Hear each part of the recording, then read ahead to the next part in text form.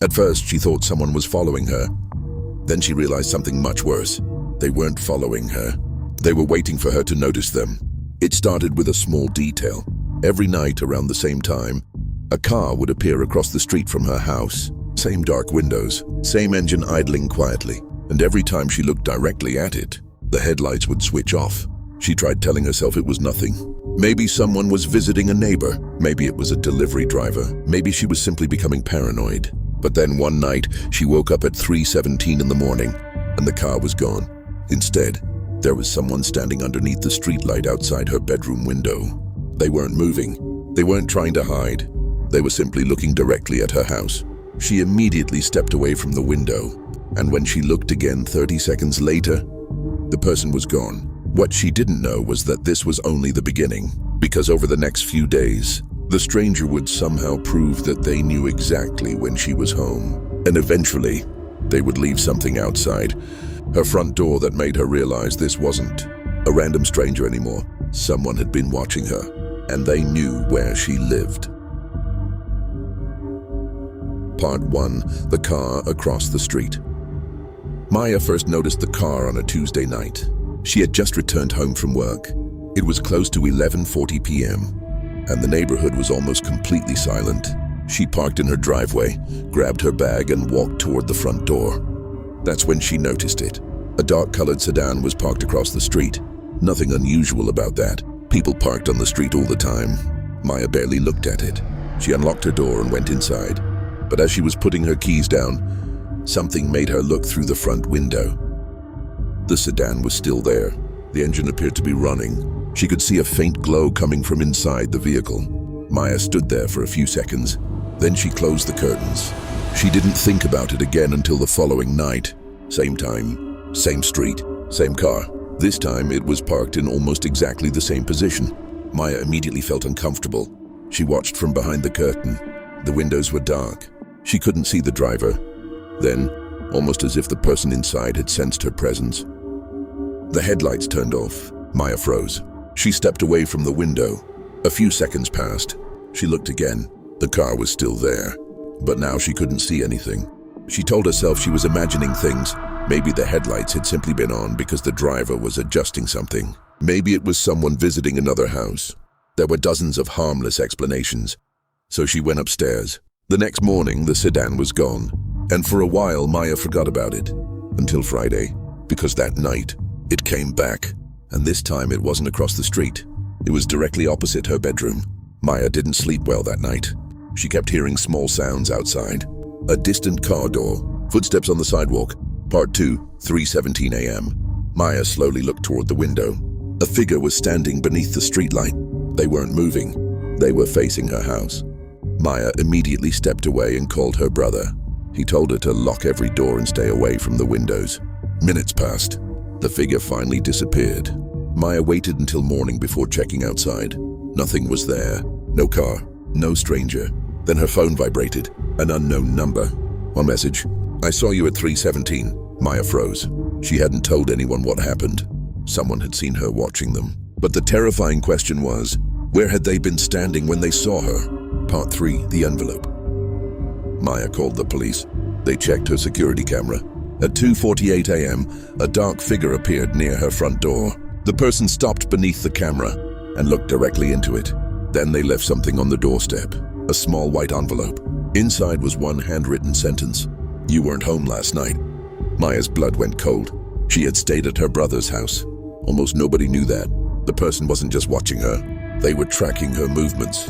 Maya changed her locks and installed new cameras. For several days, nothing happened. Then one night her phone showed a new security alert. Motion detected. Maya opened the camera. The same figure was standing across the street.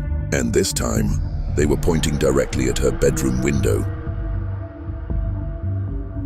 Part 4. The camera. Maya installed 2 more security cameras. For several nights, nothing happened. No car, no messages, no stranger. She almost started believing it was over. Then at 3:17 a.m., her phone vibrated. Motion detected. Maya opened the camera. A figure was standing across the street. She called the police. The person slowly walked toward her house, then stopped at the end of the driveway. Maya watched in silence. The figure raised one hand, and pointed toward her upstairs bedroom. Maya's blood went cold. Then the camera suddenly went black. A second later, another notification appeared. Front door motion detected. Maya hadn't heard anyone enter. Then came a soft sound from upstairs.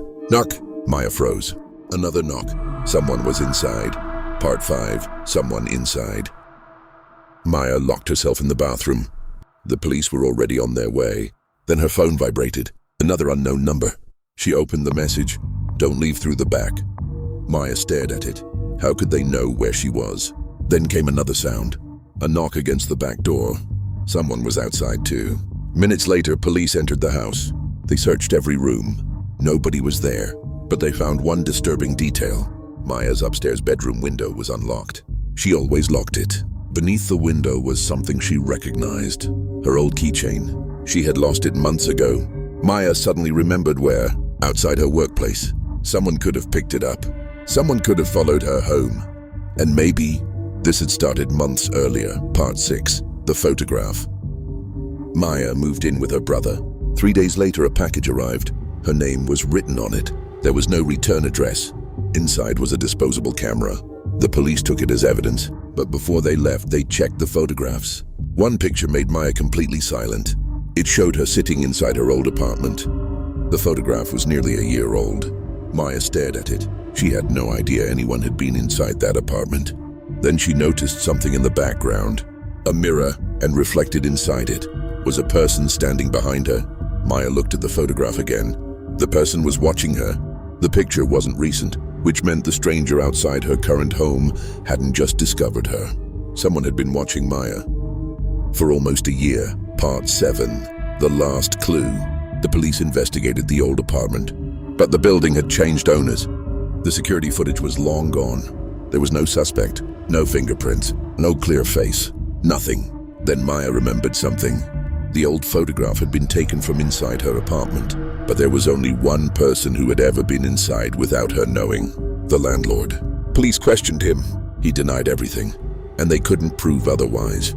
For weeks, Maya heard nothing. No messages, no cars, no photographs. Eventually, she moved to another state. She changed her phone number, changed her job, and never told anyone her new address. For the first time in months, she felt safe. Until one evening, while unpacking a box, Maya found something she had completely forgotten about: her old security camera. She almost threw it away. Then she noticed something attached to the back. A tiny piece of paper. 3 words. "I found you again." Maya immediately called the police. But before she could finish the call, someone knocked on her new front door. Once, then twice. Maya froze. She didn't move. Then came a third knock, and a voice from the other side whispered, "Maya?" She'd never told anyone her new address. Part 8. The final proof. Maya thought moving again would finally end it. But 3 weeks later, something arrived at her new apartment. A plain envelope. No name, no return address. Inside was a single photograph. Maya stared at it. It showed her standing outside her new apartment. The photograph had been taken that morning. She immediately checked the hallway camera.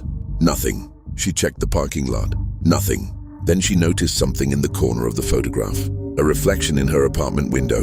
Someone was standing behind the photographer, watching. Maya called the police. But before she could explain everything, her phone received one final message. "Stop looking for me." Maya stared at those words. Then another message appeared. "I don't have to look for you anymore." Her phone slipped from her hand because she finally understood. The person hadn't been following her. They had somehow already known where she would go. Maya never found out who sent those photographs. The police investigated. They checked cameras, questioned neighbors, and searched for connections to her old apartment. Nothing. No suspect. No clear explanation. Eventually the messages stopped, but Maya never felt completely safe again. She stopped posting her location, stopped sharing travel plans, stopped telling people where she was moving, and whenever she entered a new home, she checked the windows first. Years later, Maya still remembers the first night. The dark sedan, the figure beneath the streetlight, the message at 3:17 a.m. But there's one detail she still can't explain. When police reviewed the first security recording, they discovered something Maya had never noticed. The person standing outside her house wasn't looking at her bedroom window. They were looking directly at the security camera, as if they knew exactly where it was. And just before walking away, they raised one finger to their lips, as if telling the camera to stay quiet. So maybe the real question was never, who was watching Maya? Maybe it was, how long had they been watching before she noticed? Because sometimes, the moment you realize someone is watching you isn't the beginning of the nightmare. It's the moment they decide you finally know.